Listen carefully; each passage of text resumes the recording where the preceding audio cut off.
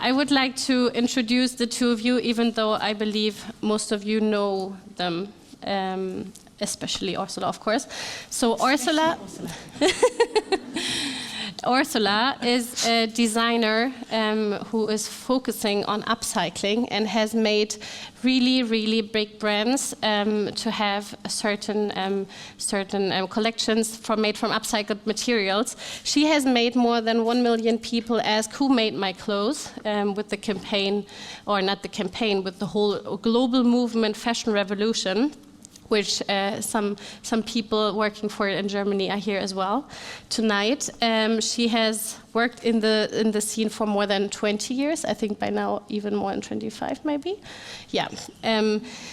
She has written a book. She has started Fashion Open Studio, which is also here, by the way. If you go to the other room where we're going to pick up the catering later on, there are designs showcased, which is an exhibition from Fashion Open Studio, which Orsola and some other people can tell you a bit more about tonight.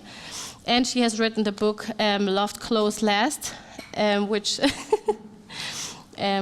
is definitely something you should all check out. Thank you, Orsola, for being here, for making it happen, coming in person. I'm very excited to have you. Thank you so much. And we have Marieke Eyskoot from the Netherlands, who came here all the way and spent a lovely weekend in Berlin so far, and had the luck of having sun, a good weekend. Marieke is a lifestyle and fair or sustainable fashion expert. She has also written a book, which I had the pleasure to receive a copy of today, and I'm going to read the next couple of days, which is called This is a Good Guide for a Sustainable Lifestyle. She is a speaker, TV presenter, as I said, has written a book. She has also more than 20 years of experience in this whole fashion sustainability industry sphere, whatever you want to call it. She has given a TED Talk, which I highly recommend everyone to watch. And she has founded the worldwide movement Sustainability Against Shame, which is something we're going to talk about tonight. And one of her credos, which I copied, is we must learn to use things and love people and not love things and use people, which I think is the perfect introduction for our talk today, as we are focusing on 3 very important topics tonight. Am I doing it the wrong way? Oh, vielen Dank. Thank you, Marieke. Vielen Dank. Dankeschön. I would like to start this talk, which is going to be a very informal talk. So you are happy to raise questions. If you wanna comment on something we're saying, please just raise your hand, and then you're going to be given a microphone, and we'll be happy to hear what you have to say. And I would love to start with a few in pieces of information, facts, if you want to call it, to get you all in the mood of what we're going to talk about today. Petteri Talas, the Secretary General of the UN World Meteorological Organization, has said we need to wake up to the looming water crisis. The UN anticipates a threatening water emergency in only 8 years. The global fashion industry consumes the amount of water that fills 32 Olympic pools, which is an information that I think a lot of people have. A million, sorry, you're right, have gotten so far, but which is something that I think is really hard to grasp and really hard to get your head around, which is an incredible number. 80% of all wastewater, and I'm talking about industrial, literally all wastewater worldwide released into the environment, goes into the natural water resources we have without any prior treatment. So polluting the groundwater and the last really clean water resources that we have. The vast majority of garment workers, approximately 80%, are women, female. And this is a quote from a mother in Ethiopia who was working in the textile industry in Ethiopia, which is quite big there. The water makes our stomachs run with diarrhea and gives us pain. I don't feel good about giving it to the children, but they still have to drink it because she doesn't have any other choice. In females, the bladder sits inferior to the uterus and anterior to the vagina. Thus, maximum capacity is much lower than that of males. To give you an example, a male can carry up to 4 to 5 glasses of water, while a woman needs to go to the loo after 1 or 2 glasses of water. So we have to go to the loo much more often, much quicker. We cannot keep it because we can get infections from that. So having sanitation, having clean water for women is just a bit more of an important topic than for males. So water is a women's issue, but it's not being characterized as such, especially not in the fashion industry. And this is why we are here. Sorry, that's for later. Ooh. This is why we're here tonight, because that's what we wanted to talk about. And I would love to ask you some questions beforehand, but as I told you before, please let's have a chat and don't feel obliged to wait or just answer my questions. What I would really love to know from the two of you is, in what way have you dealt with the water crisis of the fashion industry so far? Because I feel like a lot of the talks, a lot of the influencers also in the fair fashion scene are talking a lot about carbon dioxide, but water is really highly underrepresented. But have you come across that issue before, and in what way? Absolutely. Marieke, would you like to start? No, sure. It's actually quite strange, I think, that carbon dioxide is, as you said, sexier than water, because water is so much more concrete to us. We drink it, we use it, it's so much more tangible. So it's quite strange. And the examples you now gave us made me think of one of the discussions I had with a garment worker. So I used to work for an organization called the Clean Clothes Campaign to improve working conditions in the global garment industry. Ich glaube, es ist Kampagne für saubere Kleidung. Yeah, but we call it Clean Clothes Campaign also. You call it Clean Clothes Germany. Campaign, okay. I used to work there for about 10 years and got the real privilege to also travel to lots of production countries, so from Bangladesh to Thailand to Turkey, Bulgaria, to work with workers themselves to improve their conditions, as of course they know best what needs to change. That's not up to us, it's their lives. So it's very important to work with them and talk to them directly and work together on what the demands here should be from the industry, for instance. And for me, always, it was very crucial to really get to know some of the workers themselves, because it's such a coincidence that we are here and they are there, right? I mean, it's just where we were born. I didn't do anything to end up here and live this life. I could have easily ended up in Bangladesh, and then my life would be very different. And so there's nothing I did to deserve all of this. And I think it's quite important to then use all the privilege that I got to try and change it. So I always felt it was so important to really also have conversations with them and got to know them, because it could have been me. And to be able to represent them here, to hear personal stories is so important. So I remember talking to one women garment worker who's actually used to be in cotton production. So she used to be a cotton farmer. And because, of course, we always want as much as possible, as quickly as possible, her soil had been really depleted.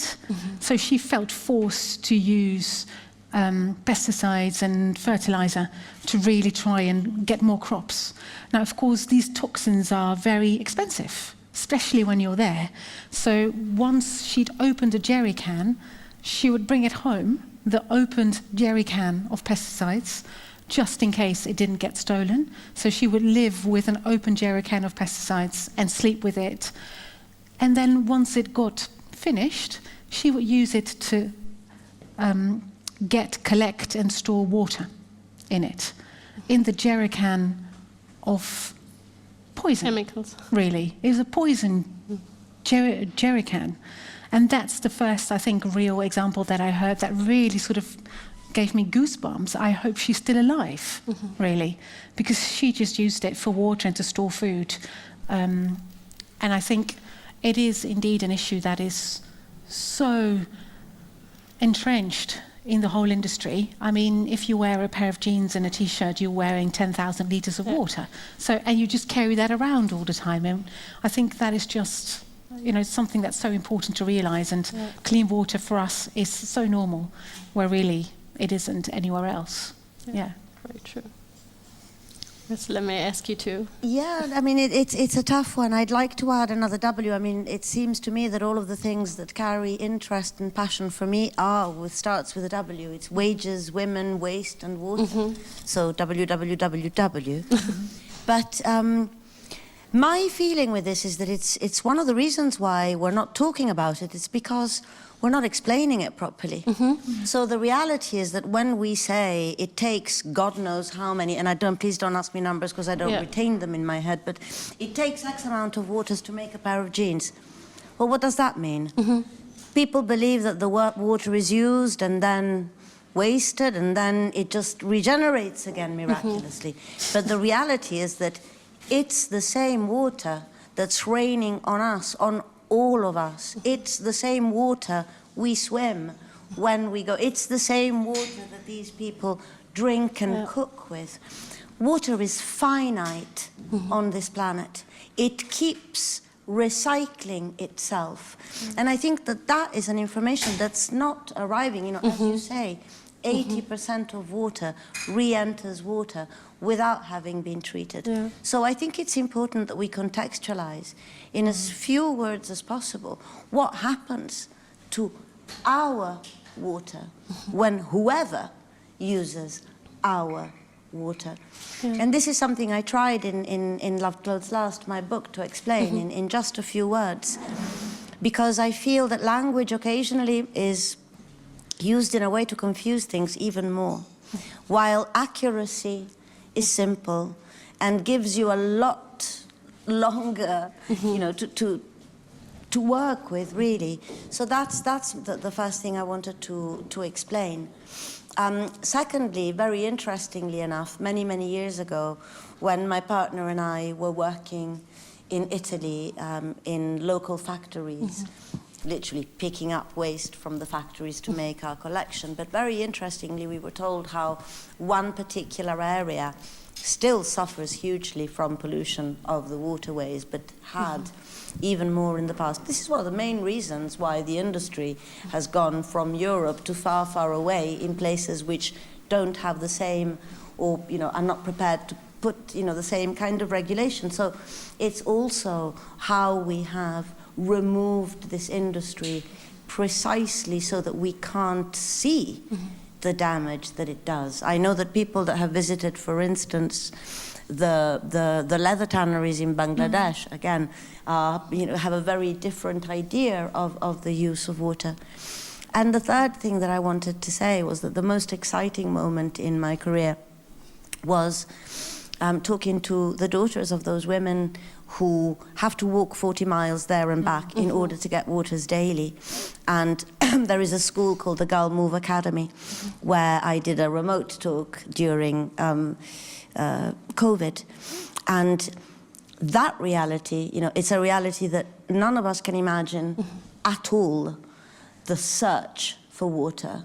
The daily job being actually going to get water, because water is everything. And at the end of the day, if you haven't got it, you will walk however many miles in order to have access to water. Or you'll die. But the thing is that it's always the girls, or not always, but it's mostly the girls and the women who have to go. But that, again, you know, I put it all back to those W's, you know. Exactly. We as women, unfortunately, tend to get the brunt end of the stick in, you know, in many, you know, wages as well. We're paid which makes us not being able to go to school because the girls and the women have to go and fetch the water for hours a day. The brilliant thing about the school was that I suggest you all have a look. I mean, it was to support the daughters of the mothers and give them an education. I mean, I felt like the biggest fraud in the history, because there I was talking about a few pieces of clothing to a whole bunch of girls who are training to become, you know, nuclear engineer, you know, water, you know, really, you know,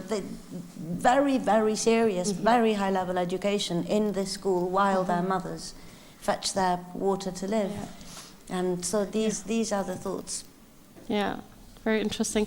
I think that's also an interesting number that usually, or not usually, but girls and women in areas where water is scarce spend up to between 3 and 5 hours to fetch water daily. So that's obviously an amount of time that they cannot spend in school.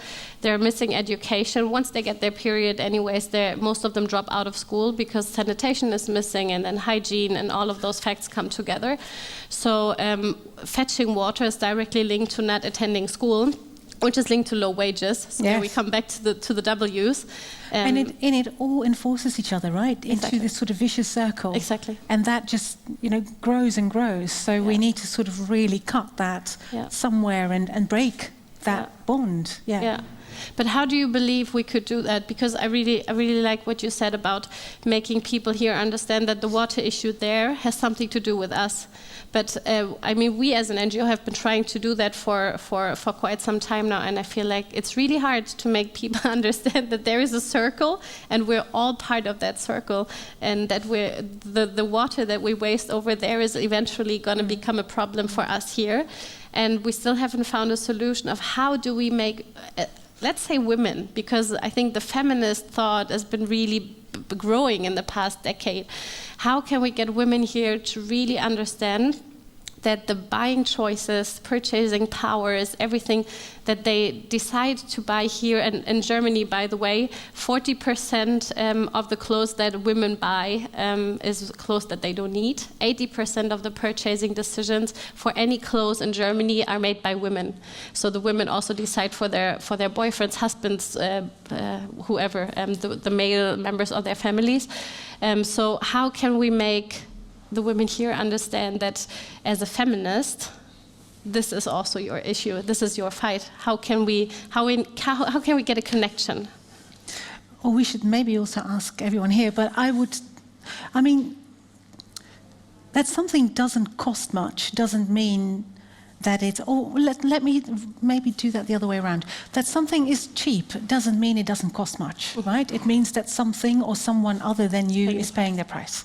So that means that if we keep buying things that are really, really cheap, that means that we let those women be exploited to subsidize and facilitate our cheap bargain fashion and also our low-cost lifestyle. So that means that we let other women pay for our bargains that we, as you say, with those figures, don't need or throw away or like all of that. I think it's so interesting that it feels so far away for people, fashion and also water. Whereas if you look at, let's do that all together. Look at a seam that you can see on your clothes right now, anywhere. That is sewn in there by someone's hands. It could be a woman. And then people say that feels so far away. Well, actually, that's where your hand sort of touches, their hands touch your skin. It's very, very personal. It's quite private in a way and very close, right? This is where she was sewing, right here. It wasn't a robot or a machine. It was an actual person doing it ridiculously quickly under high pressure for a very low wage. Not this particular sweater, but in Germany, in general, in the fast fashion industry for sure. So if we could find a way to sort of feel that connection a lot more, and also feeling the connection between, the way that when you buy something, you actually say to the store or to the brand, I love what you're doing, here is my money to continue, which means that you enable them to keep doing what they're doing. I think there is some real connection for me, but I'm not sure if that will help to convince others. Yes, for me it really does. But maybe it's also a good question to ask people here how they feel. For them, it could make a real difference. Because we can't say, of course, a disaster should happen and then people will listen. Because that it had happened and still... They keep happening. And yes, and they happen all the time. So that's why I'm not sure if even something like that is enough. Yeah. Well, first of all, I'd like to add that it's not just cheap stuff. It's even more freaky that, people who pay an enormous amount for the stuff that they wear, that they can afford to buy designer clothes, those workers aren't paid any better than the people who make our cheap clothing. So it really is the entirety of the fashion industry that needs to be... But that's wages and women. So move back to water. What's extraordinary, I think, is that as a people living next to a planet that is potentially mostly water, and us are pretty waterish as well, we only know about 1% about water. So we've got people like Branson and Bezos and shoving themselves all the way up far, far, far away. We know nothing about Earth. We don't speak octopus. We don't speak dolphin. We don't know anything about mushroom. And we know nothing about water. We don't know if water carries memory. We don't know the fairy tales that water could tell us. All we know is that we're ruining it with chemicals and toxicants And plastics. And I guess there will be a groundbreaking now, at least a group getting together to try and resolve the problem with plastics in the water. But did you see what the octopuses are doing to plastics in the water? They're making cities with it. Yeah. So Building we're all houses. wrong, really. We're all wrong. Yeah, very much true. So why do you believe that sustainable fashion is still such a niche topic? And it's not, because we know H&M, a lot of the fast fashion big brands are having capsule collections or even larger conscious collections. It's becoming a trend that every label is starting to have some kind of sustainable part or share in their collections. But still, I believe it's a niche topic to really talk about the issues behind it, which is the wages, which is the water, which is the pollution and also the damage of resources. I mean, the deforestation now for new materials such as tencel, with eucalyptus. I mean, there's such a long tail to it. Why is, even though the big brands are starting to use the topic, why is it still not more popular? How can you possibly ever apply a plaster of sustainability if you are producing billions of garments Impossible. per year? They're basically, okay, give me a plaster, put another one, let's make it pink, bright orange. That's all that is. So speed has killed skills, as you were saying. Garment workers take about maybe 1 or 2 days to learn their skill and never grow, because at the end of the day they do one hem or a hem down here. There's no real capacity for growth. And back as to why people don't really care is because this industry deliberately designed itself to be as opaque as possible, so we wouldn't know. I mean, I'm assuming that if we'd been told the state of affairs early on, we would have an accumulated amount of years of this understanding. Maybe we would be further ahead. But this is all very new that we're beginning to really understand. Brainwashed forever to really believe that this is possible, that you can create clothes in this way and it's all fine. Yeah. I mean, the whole idea, indeed, that those massive multinationals would produce in a more sustainable way whilst at the same time going for maximum speed, maximum profit. It's only designed to create more money for themselves. It is completely impossible for them to become sustainable if they don't change their entire way of working, which they are not interested in doing. So we're going to need to force them legally to make it illegal to do that. If we don't make this illegal, it's not going to stop. Unless we all stop buying it, all of us. But that, of course, also has implications for the people who are making it at the moment. They didn't choose those jobs. So that is a very, I think, crucial issue there. But I think that's an interesting topic, because I have a lot of conversations about that. What if we just stop buying new clothes? We all got enough clothes. Our wardrobes are full. There's lots of renting ideas coming up. There's upcycling. I mean, we have so many different ideas of how we can work with the resources that we already have instead of wasting new ones. But what would happen to the people in the industry if they would lose make their slower? jobs? They would make better clothes that are made more slowly, and they would be paid a better. I mean, the point is that we're talking about redistributing profit throughout the supply chain. We're talking about an industry that stops looking at growth for growth's sake and looks at other words such as abundance and prosperity that are similar to the concept of growth, but interpreted in a very different way. So really, we're looking at a complete switch, new business models. I mean, you mentioned renting. But it's an interesting example, renting, because basically anything that you do in excess will carry a negative carbon footprint. So renting, if you start renting on a very wide scale, the renter platform is still going to have to buy because the renters will still want the latest. You know, there's transport, there's washing. So it's huge. So what we need to find is balance.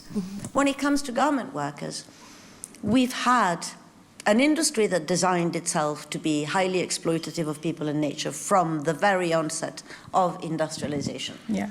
You know, cotton picked in the American South by enslaved individuals, woven in the UK in sweatshops, transported via the East India Company. But that we've seen pockets within this industry of dignity, and that's what we need to be looking for. At the end of the day, made in Bangladesh, made in China, made in the UK, you want to wear something that is made in dignity. In order to know that, brands need to declare this information, and we, as the customers of those brands, need to demand that information at point of sale. So imagine in 5 years' time, I hope it happens before, but I'm going to go and buy myself a pair of jeans. So, no, I wouldn't, I hate jeans. I'm going to go and buy myself a pair of trousers. And there's my size, which is whatever. I want to see the size of the pay that the worker is taking home. Then there's going to be my shade, and it's blue or pink or whatever. But then I want to know what makes that shade that shade. Is it azo dyes? You know, what toxicants are included in that material? Then you decide whether you're going to buy that or not. Because if you then look and see, not paid enough, contains azo dyes, well, frankly, change brand. And also then that should be a lot more expensive because the true price should be paid for it. Yes. Because it costs a lot of money to then be able to purify and make sure that all of the damage is done is being For instance, if you're upcycling, you don't need. That's true. Because but then already you need there that. and tested and whatever, so But you then say you need- upcycled and people know. That's fine, but then at least you know that. Yeah. Because I think that is so important to sort of make sure that you know what happens to the damage. So if it's that way, it's fine. If it's another way, that's fine. But then we also need to be really knowledgeable and able to decide that we feel that this is a true and decent price for the thing that we are buying. But we cannot expect every person who's purchasing clothes to have the same knowledge that people, for example, like you working in that industry for That's over why 20 brands years need to to have. put it at the So they point need of to tell purchase. us Exactly, but in how a way do that we understand. Very, very true. But how do we make that shift from the super cheap pricing that we have right now, where you can go to H&M and even for €1 you can get a T-shirt, a cotton T-shirt, to a decent price, or the true price, as you called it, to have people make that shift and still be able to adapt? It can only come via radical transparency, mandatory transparency, and Enforced by law. You know, forced by law. It's quite simple. I mean, we don't have that level of visibility over the workers when it comes to the food industry, nor the beauty or personal care industry. But you have something, you know, on your regular shampoo in any supermarket, no parabens. Can you imagine? No polyester, you know, or this item contains polyester. It sheds hundreds of thousands of microfibers per use in Zara, in H&M. No, you can't imagine it. And it's a long way from happening. But that's what we need. As customers, and I don't use the word consumer. Why not? Because if you actually look at the word consume and its etymology, it's not, we're using... Because you're not consuming the clothes. Yeah, true. We're just Makes sense. Consumere means to wear out. Same as competitive. Competitive is an endeavor that one does in a group or in companionship. It's When there's the word you're not alone. So that's another word we're not using very well. Anyway, I just lost the thought. You go, Marieke. Sorry, you were saying that we were talking about the true pricing and how to have people adapt to a true price from this very cheap clothes that we can buy at the moment. Again, it needs to be published information, and us as customers have a right to that published information. And brands have what we used to call a responsibility, now I would say more like a moral obligation, to still make cheap clothes that are still affordable to those who can't afford anything else but cheap clothes. But the onus of making those clothes sustainable is on them. I mean, I have had this conversation with Primark, with several others, repair stations in Primark, proportionately priced to the clothes. You know, one of the biggest mistakes we've done as activists is saying that fast fashion is so cheap that it doesn't warrant being repaired. So basically, we've let people throw things away in the bin, and we've given them permission to do so. To buy new Fast fashion is not badly made. Luxury fashion is also way worse made than it was however many 20 years ago. But let's look at it this way. Cheap fashion is simply made. That means that if it falls apart, my cat can repair it, frankly. So, you know, I always tell people, look, if you've got a beautiful vintage or designer gown and it breaks, don't attempt it. Take it to someone that knows what they're doing. Take it to a tailor. Your Zara skirts, your H&M skirt, your Misguided, your Shein, your Boohoo, your pretty little thing breaks, 2.5 minutes to put it back again. So I want those repair stores in store that people have access to, cheap. Oh, my £2.50 skirt broke, £1.50 and I get it repaired. It should be mandatory inside those stores. Yeah, I get that. I'm not sure if you're aware, but we have a campaign that started, I think Max knows better than I, maybe 2 years ago or longer, and an activist in Berlin started. It's called Fair by Law. And she actually made real progress that the politicians are now discussing a real law of making it mandatory to have transparent chains of your production of basically anyone who's part of the production cycle. It should be. Cheers. The fashion changes. Fashion changes are here. Fashion changes, right? They're part of the campaign, right? Yeah. Yeah, they are. Yeah. Exactly. Yeah. Yes, true. Interesting that you heard about it. I have. The law has, but it's not. Yeah. But it's not satisfactory yet, right? This is next year. Next year will be. Companies have to oblige to the mandatory rules beginning next year. Fantastic. So we're making progress.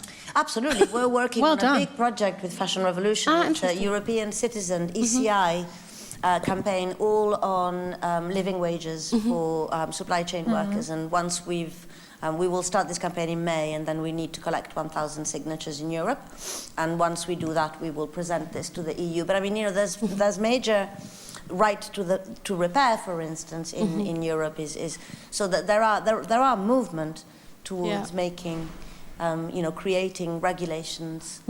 And there's more and more awareness of how much this industry needs them. We're closing in on them, for sure. We're really Yeah. closing. Oh, for sure. And I mean, the garment workers in the countries are starting to come together to form alliances, to demand change from their politicians, from the institutions. But do you have an idea how we here can empower those alliances over there to be formed, to be supported? Because I That feel happens, right? Through the it does, Clean but Clothes campaign and I think it does. Many organisations. You're right. You're right, it does. But at the same time, I've had a lot of talks with women forming alliances and being head of alliances in Bangladesh in the last couple of years. And they always say that what's lacking is that when they go to a politician with real power and they sit on the table and they say, look, something needs to change. We're your people. We are the population of the country you were born in. You should support us because we need to learn, we need to earn proper money because we need to feed our children, and we want the water to be clean. We want the situation of how we work to be safer and not always being scared that the building is going to collapse on like over our heads. What they always say is that it's not my problem if the demand over there is as high for the products you're producing right now as it is, then I cannot change anything here. But they do set the minimum wage at the the level that they are to attract as much foreign investment as they do. Sure. So that is a lie, basically, if they say that. It is, they can change. And of course they have in Bangladesh slowly it's going up a bit, still not enough at all. Of course. I think it's a third of living wage at the moment. It's higher than it was, but it's not as high as it should be by a mile. But of course they can. They are the people who are setting the law. So if they say the minimum wage is going to go up in 5 years, step by step to the living wage mark, that's what they can do. But of course they're afraid to because you don't want to operate on your own, really, because they might lose all the foreign investment. But they can't just say it's on them only. I mean, it is. Companies have massive responsibility. Of course they do. Yeah. And they should take it because it's their profit. And it's really strange to me that you're allowed to exploit people and the planet just to make profit in this way, and that's legal, and that those clothes can come into our European market. That shouldn't be allowed at all. Because why are these circumstances okay for them? But, you know, the world would be too small if it would have been here. It would be completely unacceptable. So that for me is But really it's strange. not, though. It's happening here, No, right it is. under Of our course very it is. noses. Of And course. that's, you know, the reality is that, you know, we keep saying this is a problem over there. Well, I mean, in my experience that I know of, there are some extremely innovative, beautiful factories precisely in those countries that we berate for being exploitative and so on. And I mean, you know, I can't tell enough the story of what happened during COVID in Leicester, when, you know, the realization that fast fashion hits us happening on our shores and affects our communities. I mean, this factory ended up being a super spreader for the entirety of the Leicester community. So that started a whole investigation, after which they found that there were workers in the UK being paid £1 or two, again, mere numbers, but But that has happened. less than £3 per hour in the UK. But that has happened for, I mean, we know Forever about and ever and sweatshops ever in and ever. Manchester and Absolutely. Leicester for In the East End of 20 London. some years. In Italy, they called them i cinesini, so that, you know, the little Chinese, like it was this sort of fairy tale thing, you know, that there were these little Chinese people working in Italy, you know, in sweatshops, i cinesini. So, you know, it is, unfortunately, the way that it's a very male business proposition, I think. In what way? It thrusts itself outwards, invades, conquers, and exploits. Bah, you know, in terms of my studying of history, that's quite a sort of, maybe a sapience, but quite a masculine way of interpreting your rights. So, you know, the idea that you can go and pay people, you know, £2.50. I've actually been present when a brand, and I won't make names in this case, changed country in order to get a whole bunch of knitwear 2 pence cheaper. Yeah. They went from a country onto another country for 2p. So obviously you understand the pressure on the factories who will lose all of their clients unless they, you know, and that's where we are. Yeah. Keep pushing further and further. It will always find like the lowest. It's like water in a way. So we're always finding the lowest point in that sense. True. It's like water. So I just asked to see the time because we're almost done. But there's one topic that I would like to raise, which I think is very important to you, Marieke, especially. What does shame have to do in general with the purchasing decisions that, I wouldn't say only women, but generally people in Western countries where we do have choices. I mean, we do have options. We can choose to inform ourselves, to understand why there are issues with buying these kinds of clothes, and we can inform ourselves what labels, what brands, designers are working differently. I mean, we have those options. But many of us, maybe most of us still, choose the option that is basically the wrong one. Yeah. I think we can all agree on that. So what does shame have to do with that? So for me, a lot, really. When I was born here, I just said that I had a lot of privilege to being born here. But there's also a big downside. That is that from the day we arrive on this earth, really, we are being sort of commercialized. Our body and soul really is commercialized. So we are being brainwashed almost every day. We're being flooded by messages, whether it's online, whether it's, you know, from influencers now, but also posters, advertising everywhere, magazines, and we're being told that we're not good enough. We are not good enough. We don't belong because we don't look the way, you know, we should look. The messaging in the fashion industry, but a lot of lifestyle. So this also goes for smartphones or diets or food or shoes or, gadgets, everything. The messaging really is geared towards making us feel bad about ourselves. That's intention. The whole intention is to make us feel bad about ourselves, because if we feel insecure, that means we are we are open to the idea that we can fix this by buying. So I think for me, of course, you can never compare the way that we are being used to the way women workers are suffering in the fashion industry at all. But don't think that you are being treated fairly. We're not. We are being used in a different but slightly similar way to sort of be a part and a player in this whole circle. So I think it's so important to recognize, to sort of really recognize and realize this in order to also, I think, stop it. If we don't realize that we are being shamed into buying, then this is detrimental, not just to our own mental health, but also to the world. So I think it's so interesting how it is very central to the way that clothes are marketed to us, that we have the feeling that we have a problem, that we don't look like the model.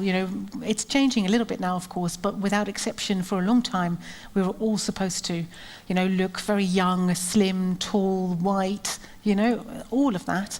So it's very hard to become perfect in that sense. So we're being talked into having a problem and then being offered a solution, which is to buy the problem, to buy the products. Well, actually, it's also buying the problem. Also, we are buying our problems. That was actually a really good slipper. So, and that has two big effects, I think, this whole way of marketing. We feel bad about ourselves, have a negative self-image, many of us, for big part of our lives. We feel negative about the way we look, about the way our body is. We don't have the wrong color, we have wrinkles, we sweat. There's so much wrong with us, which is just natural to us. So I think it's quite an achievement to make a taboo of many of the things that make us human, just to gain profit. So we feel bad about ourselves for a big part of our lives. It was geared towards women for a long time, but of course men and also non-binary people are also now feeling the brunt of this. Hello. You can just come and listen.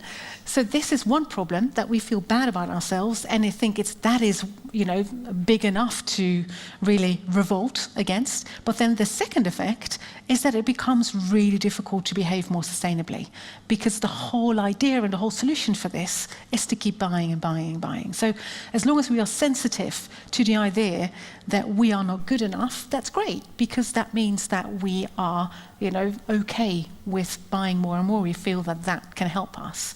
So yeah, people are earning lots of money because of our negative self-worth, our negative self-image, our mental health issues, and the world suffers through this. So that's why I started this movement called Sustainability Against Shame, to make sure that we really recognize this and also revolt to it, to not just save ourselves, but the planet as well. So I have a highlight in my stories, which is called Sustainability Against Shame, and also a whole page on my website where you can see how you can be a part of this. Because I feel we need to really recognize and resist this in order to really, stop this and save ourselves. And mic drop. So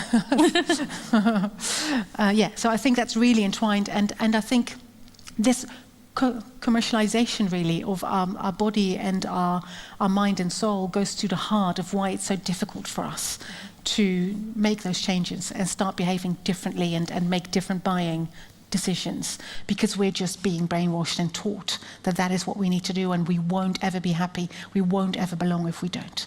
And of course that is a big fat lie. And it has been going on for a really long time, because I'd say that the Catholic Church made a lot of money out of our guilt and our shame. So we've been doing this. It's a proven method. But that's what I'm saying. Yeah. We keep. What did Einstein say? If you keep on making the same mistake, that's a sign of madness. Here we are. you know, we don't really need to mention the word Russia or Ukraine. But, you know, we keep repeating the same mistakes. On the other hand, I do believe that with all the negativity that happened with COVID and all the terrible things that are happening now, I do see elements of hope. I mean, I personally am a raging feminist, and I believe that in a society where treating each other as equals has never occurred, there's a lot of hope. Because that would be quite a good way, quite a good balancing act if only we started amongst each other. First of all, men, women, and all the glorious shades in between men and women. And then class and races, you know, follow, you know, and treating each other that way. But I have to say, I've noticed over the past, maybe this season particularly, started last season, so many of the catwalk brands, many of the designers showing huge variety on that catwalk, which on one level, it infuriates me because I can feel the difference in one season. I can feel teenage girls looking at those shapes and thinking, yeah, I identify with that. For somebody who has observed life, I'd say, from the end of the 70s onwards, I completely concur with you. Womanhood was tall, long-legged, blonde, white, extremely young, and potentially not fed any food. That was womanhood. And we're beginning to see, I think, changes. We're beginning to see nuances. The fashion industry has been stingy and ungenerous in its representation. This change needs to be real, and not just because they see an opportunity to make profit. Because it's, if it's now, they are still completely seeing an. They are. No, That's still, what, yeah. But the new generation of people that will take their place, because let's not forget, fashion brands are inhabited by people. So. When the people that are coming in right now, the ones that are making those changes, some of them do it for profit, some of them truly believe it. When the people that truly believe it will be in a position of further power, they will interview people like them, they will bring in people like them within those organizations. And that, I hope, will be the shift. Yeah, because this is the good thing, I think, about people, in that sense. Politicians, people, it's us, right? People who run companies. Well, I used to be one. In the UK at the moment, no, maybe not all of politicians them. and people don't go together. No, But they could, not only in the UK. Not in the UK, no. Potentially. Sorry. But then we need to put real people there, which we can Yes, exactly. by voting. The people who run fashion companies, people who buy clothes, people. And it sometimes feels like it's aliens or others, right? And I see it as like a triangle. It's definitely a responsibility of the fashion industry, which is not others who run the fashion industry, it's us as well. People, of course, buy clothes. We are citizens, I normally say, instead of consumers. That's also us. And then the people who make the rules and the laws and vote for the people in power, it's all us. None of that is another breed or robots, or it's all us. Bless you. So I think that's also quite hopeful in that sense, that, you know, if we move towards taking those positions, putting the right people by voting in power or becoming involved in politics ourselves, we ourselves make different choices, then all of that will come together and really create a massive movement. And I think we need to harness that power that we sometimes underestimate quicker and stronger, because it's all us, which is amazing, really, when you look at that opportunity. Sometimes I wonder whether instead of harnessing power, we should do exactly the opposite. Let I it mean, all go. isn't our whole thing a race towards achieving power, becoming powerful? How about we do it the other way around? We go downwards to be people. So the power is not the essence is actually to be who we are, where we are, and that is good enough, and that is brilliant. And powerful, don't you think? Yeah, but also soft. Yeah, but I don't think these two things are different ones. Yeah, it depends. I mean, for me, it doesn't. We can probably yeah. I think the use of the word power right now risks being associated with the power that we've seen. So I'd like to find. I'd like to find that. Yeah. I'm seeing the same now. You know, when we're re-celebrating the military, the heroism that's linked to the military, to the battle. Are we celebrating I'd like to do it the other way around. Let's get off the power. But are we celebrating military at the moment? No, we're not. Well, no, we're not. Apologies, not. But No. We're talking about heroism in a way that is important. But we're back in war. You know, we're back in this very powerful, violent war. Germany is investing in its military, and it's a lot of money. We're back, you know, we're back onto, again, you know, Europe is now saying arms again. So we're not, although we're not celebrating the military, we're certainly not removing ourselves from but I think power. it is up to us to take back what we feel is what power means. Yeah, for sure. Absolutely, yeah. And I think that is something that we sometimes underestimate, that we always can. Have you seen Chile just had elected a new president? And I thought it was a really, really interesting thing that just literally this week or last week happened in Chile. They had a super left-wing candidate who's super young. I think he's 35 years old, and he started the students' movement, which had extreme rebellions in the streets 20 years ago. And there was an extreme right-wing candidate, much older, from the wealthy lobby, and the younger one was elected. And he's running Chile now, and he's making massive changes to the country. He's done it in 2 weeks, and I think it's possible. This gives me hope, because he is in power, but it's a good way of having power, using power to make real change, positive change happen. So, yeah, I think it's possible. That is what power means. Yeah, I think. Yeah, that's very hopeful. I'm going to look it up. Yeah, thank you. Welcome. Thank you too. I think we have to come to an end, because we can talk about this way over. Forever. I would love to. You have to stop us at some point. I could go for hours in with a word, and now my head is spinning. Yeah, same for me. Do you have any questions before we come to an end, or any remarks, ideas, anything you want to share? You don't have to. Just if you feel like you want to, now's the time. And we'll be here for a little while. I think you're also going to stay. Yeah. So. Perfect. Thank you too so much for making the way to Berlin, taking your time, and spending this evening with us. I'm really thank you for inviting me. Yeah, of course. To be here for real. Thank you so much, Marieke and Orsola. Thank you.